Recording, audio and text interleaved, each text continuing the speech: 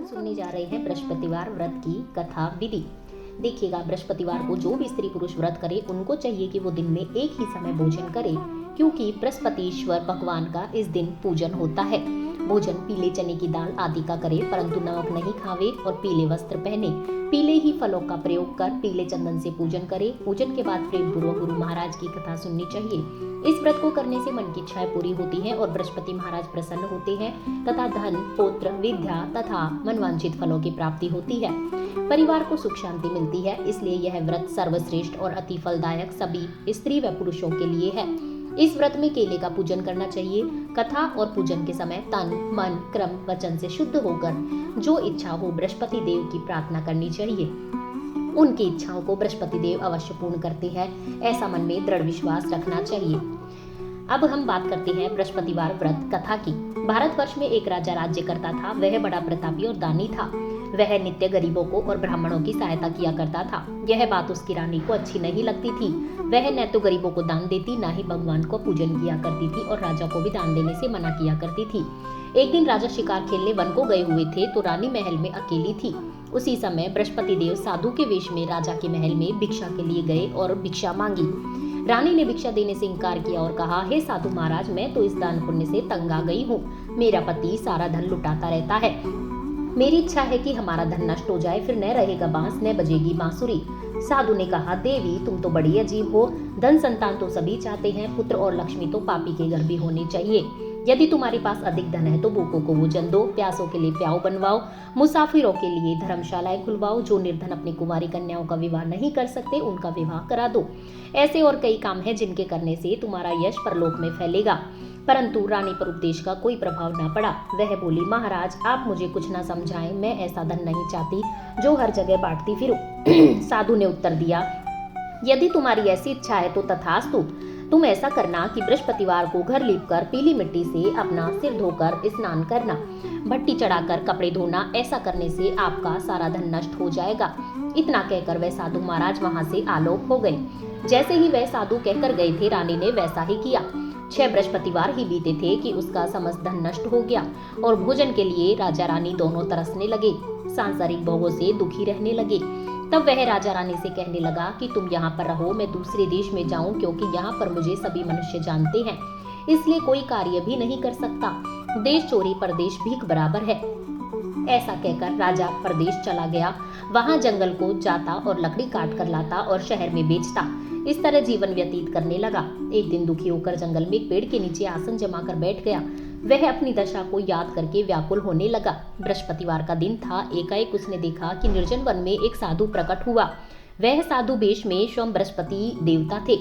लकड़हारे के सामने आकर बोले, हे लकड़हारे, इस सुनसान जंगल में तुम चिंता मग्न क्यों बैठे हो? लकड़हारे ने दोनों हाथ जोड़कर प्रणाम किया और उत्तर दिया, महात्मा जी आप सब कुछ जानते हैं, मैं क्या कहूँ। यह कहकर रोने लगा और साधु को आत्मकथा सुनाई। महात्मा जी ने कहा, तुम्हारी स्त्री ने बृहस्पति के दिन वीर भगवान का निरादर किया है, जिसके कारण रुष्ट होकर तुम्हारी यह दशा कर दी गई है। अब तुम चिंता को दूर करके मेरे कहने पर चलो तो तुम्हारे सभी कष्ट दूर हो जाएंगे और भगवान पहले से भी अधिक संपत्ति देंगे।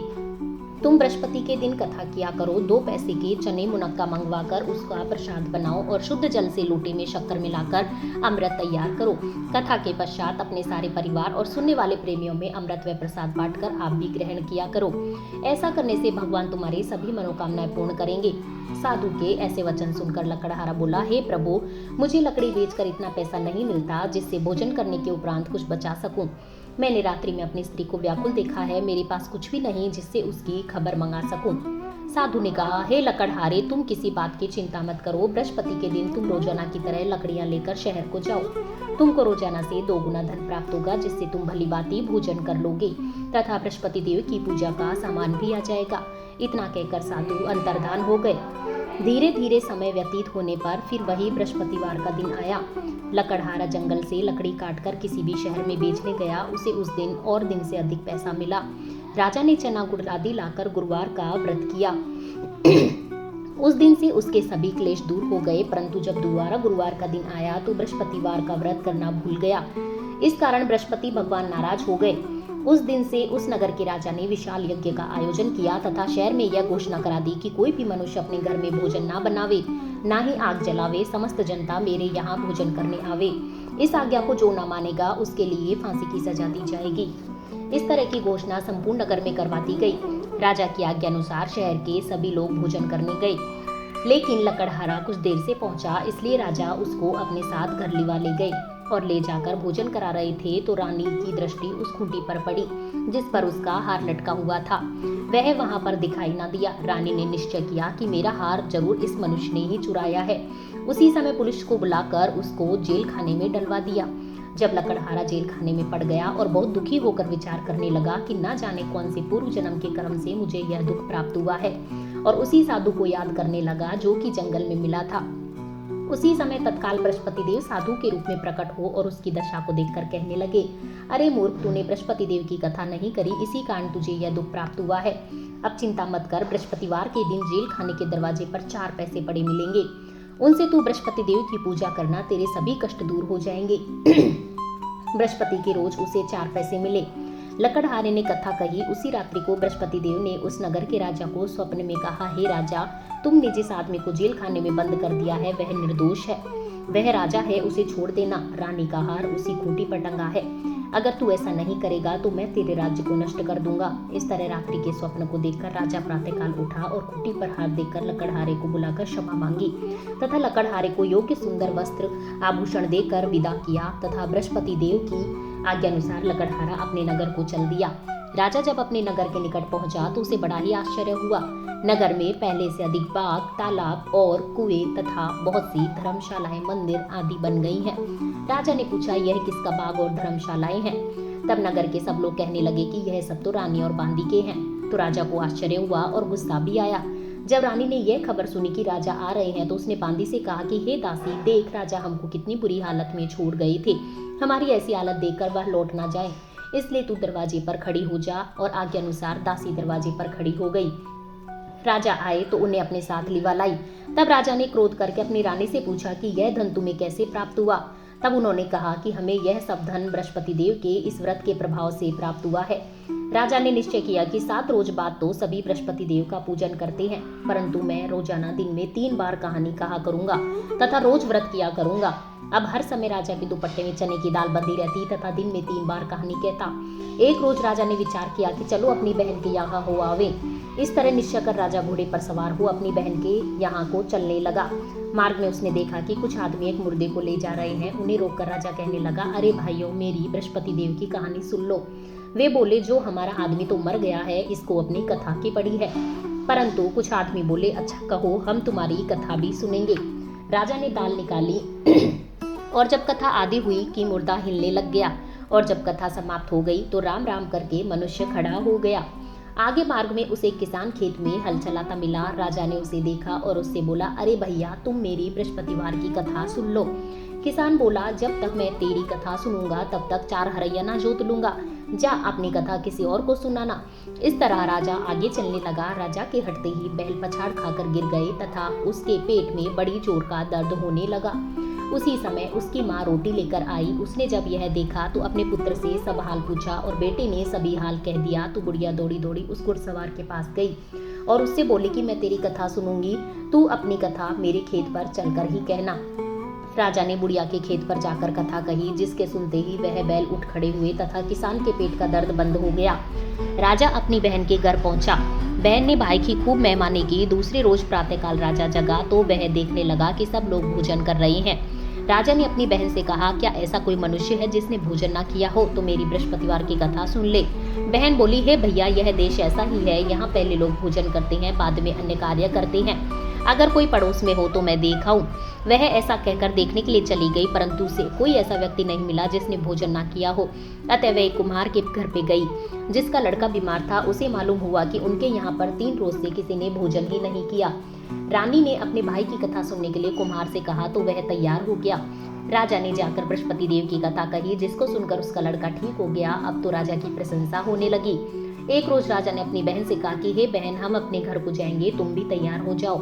राजा की बहन ने अपनी सास से कहा। सास ने कहा, हाँ चले जाओ, परंतु अपने लड़के को मत ले जाना, क्योंकि तेरे भाई की कोई औलाद नहीं है। बहन ने अपने भैया से कहा, भैया मैं तो चलूंगी, कोई बालक नहीं जाएगा।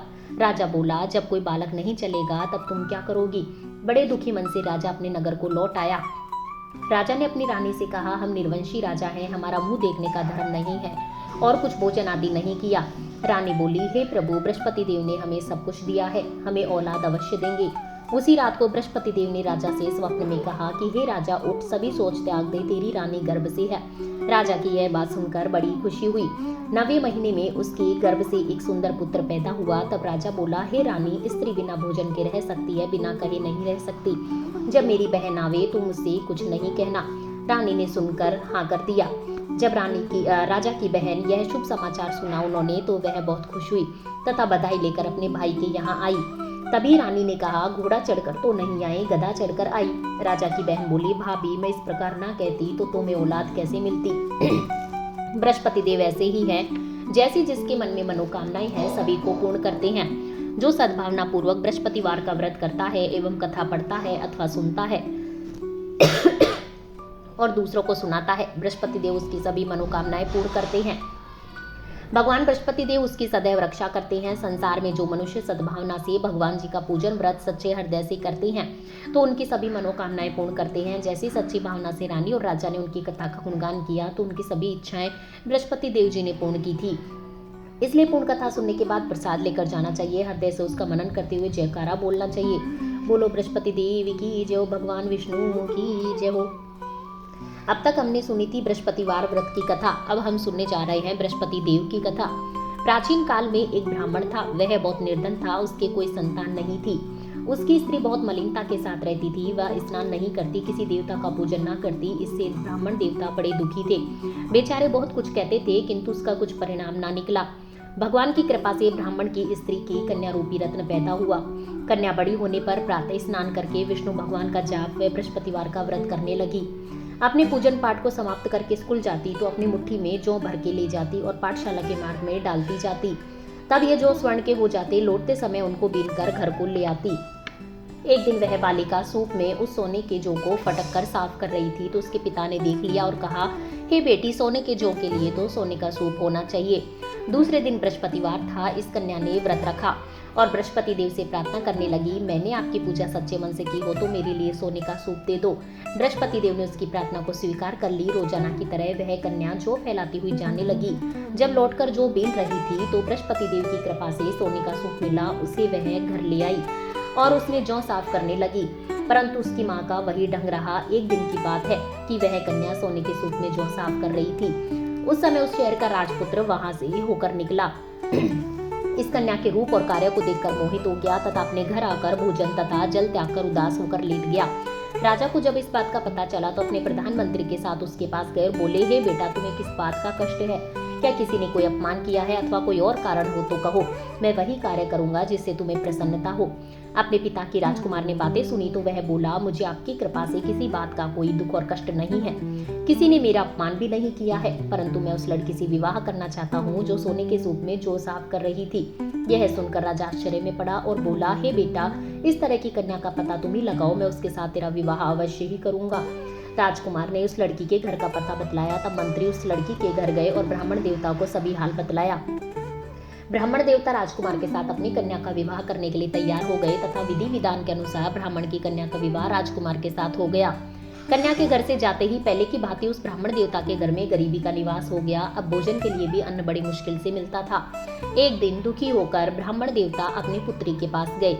बेटी ने पिता की दुखी अवस्था को देखा और अपनी माँ का हाल पूछा। तब ब्राह्मण ने सभी हाल कहा। कन्या ने बहुत सा धन देकर अपने पिता को विदा कर दिया। इस तरह ब्राह्मण का कुछ समय सुखपूर्वक व्यतीत हुआ। कुछ दिन बाद फिर वही हाल हो गया। ब्राह्मण फिर अपनी कन्या के यहाँ गया और सारा हाल कहा तो लड़की बोली, हे पिताजी, आप माताजी को यहाँ लिवा लाओ, मैं उसे विधि बता दूंगी जिससे गरीबी दूर हो जाए। यह ब्राह्मण देवता अपनी स्त्री को साथ लेकर पहुंचे तो अपनी माँ को समझाने लगी, हे माँ, तुम प्रातःकाल प्रथम स्नान आदि करके विष्णु भगवान का पूजन करो तो सब दरिद्रता दूर हो जाएगी। परंतु उसकी माँ ने एक भी बात नहीं मानी और प्रातःकाल उठकर अपनी पुत्री के बच्चों के झूठन को खा लिया। इससे उसकी पुत्री को भी बहुत गुस्सा आया और एक रात को कोठरी से सभी सामान निकाल दिया और अपनी माँ को उसमें बंद कर दिया। प्रातःकाल उसे निकाला तथा स्नान आदि करा के पाठ करवाया तो उसकी माँ की बुद्धि ठीक हो गई और फिर प्रत्येक बृहस्पतिवार को व्रत रखने लगी। इस व्रत के प्रभाव से उसके माँ बाप बहुत ही धनवान और पुत्रवान हो गए और बृहस्पति जी के प्रभाव से इस लोक के सुख भोग कर स्वर्ग को प्राप्त हुए। जय हो बृहस्पति देव की जय हो। आरती बृहस्पति देवता की। अब हम आरती गाते हैं। ओम जय बृहस्पति देवा, स्वामी जय बृहस्पति देवा, छिने छिने भोगे लगाओ, छिने छिने भोगे लगाओ, पाओ फल मेवा। ओम जय बृहस्पति देवा, तुम पूर्ण परमात्मा, तुम्हें अंतर्यामी, स्वामी तुम अंतर्यामी। जगत पिता जगदीश्वर, जगत पिता जगदीश्वर, तुम्हें सबके स्वामी। ओम जय बृहस्पति देवा, चरणामृत निज निर्मल, सब पातके हरिता, स्वामी सब पातके हरिता। सकल मनोरथ दायक, सकल मनोरथ दायक, कृपा करो भरता। ओम जय बृहस्पति देवा, तने मने धने अर्पण करे, जो तोरी शरण पड़े, स्वामी जो तोरी शरण पड़े।